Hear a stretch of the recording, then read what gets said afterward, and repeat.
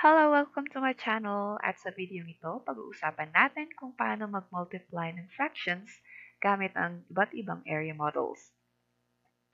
So for example, i-multiply natin ang 1/2 by 2/5 that is equal to n. So titingnan natin kung ano yung product ng dalawang fractions na ito. Sa ating area model, pwede tayong gumamit ng iba't ibang shapes gaya ng square, circle, or rectangle. So, gagamitin natin itong rectangle.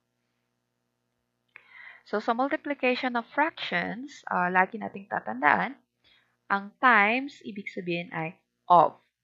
So, ito, 1/2 of 2/5. Okay. So, gamit ang ating area model, uunahin natin yung una nating fraction, which is 1/2. So, ang denominator nito ay 2. So, ibig sabihin nito, ito yung magiging number of rows natin. Ayan. So, ibig sabihin, ang number of rows ay 2. So, hahatiin natin ito ng dalawa. Ayan. Susunod, ang numerator is 1. So, isi-shade natin itong isang row. Okay, gagamit tayo ng ibang kulay. Ayan. So, 1 of 2 boxes.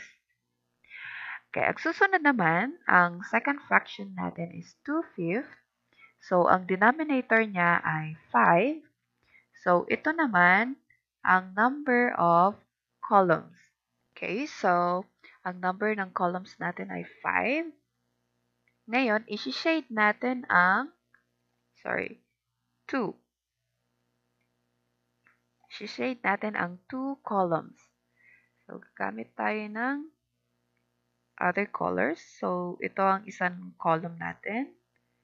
1, and then 2. Yan. Ngayon, ang susunod natin gagawin para makuha ang sagot ng dalawang fractions, titingnan natin or hahanapin natin yung mga boxes na nag-overlap. Okay? So, kung makikita nyo dito, nag-overlap yung ito, tsaka ito. So, ilang boxes yung may overlaps? Dalawa. So, yan ang ating magiging numerator over ilang boxes itong nasa model natin. So, 1, 2, 3, 4, 5, 6, 7, 8, 9, 10. Yun ang ating denominator. So, ang sagot natin dito, 1/2 by 2/5 is 2 over 10. Pwede natin itong i-simplify. So, ang common factor nila is 2. So, 2 divided by 2 is 1. And then 10 divided by 2 is 5. So, ang sagot natin ay 1/5. So, let's try our next example. 2/5 by 3/4. So, mag-start tayo dito sa unang fraction. So, 2 over 5.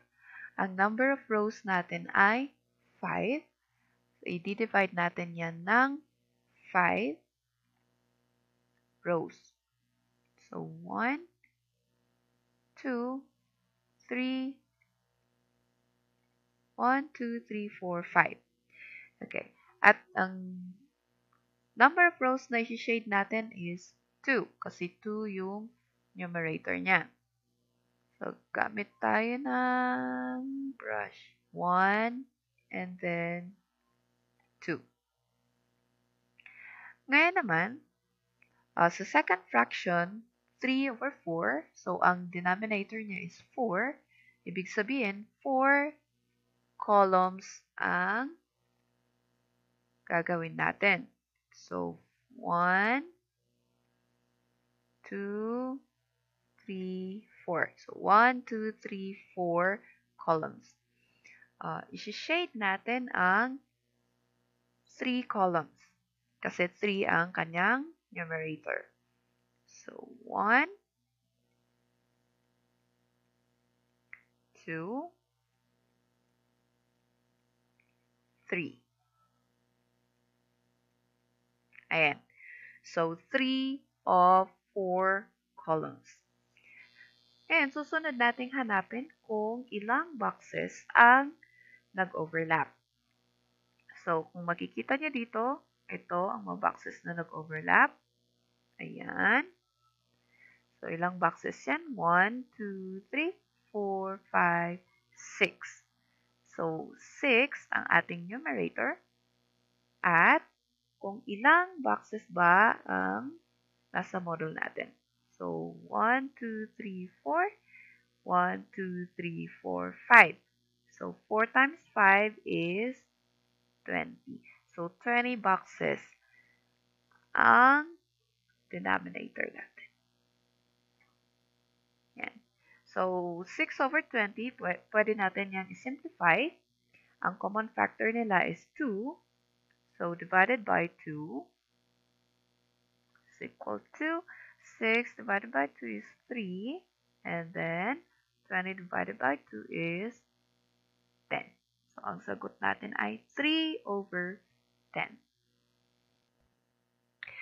So, ngayon, titingnan naman natin kung paano tayo mag-multiply ng improper fraction times a proper fraction. So, ang improper fraction ay mas malaki ang kanyang numerator kaysa dun sa denominator. So, gamit ang ating area model, ayan, ang number of rows natin, unahin natin itong improper fraction. Number of rows is 3. So, i-divide natin yan ng 3 rows. 1, 2, 3. Ngayon, ilang rows ang kailangan natin i-shade? So, ang numerator niya is 5. So, ibig sabihin, mag-shade tayo ng 5 rows. Kaso, hindi natin pwedeng i-shade yan kasi 3 rows lang ito. So, ang gagawin natin, gagawa ulit tayo ng isa pang area model. Ayan. At i-divide ulit natin ng 3 rows.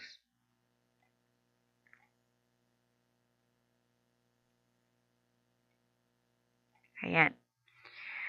Ngayon, pwede na tayong mag-shade ng 5 rows. So, ngayon, pwede natin i-shade yung 5 rows. So, 1, 2, 3, 4, 5. Okay, ito namang 1/3. Ibig sabihin, gagawa tayo ng 3 columns dito.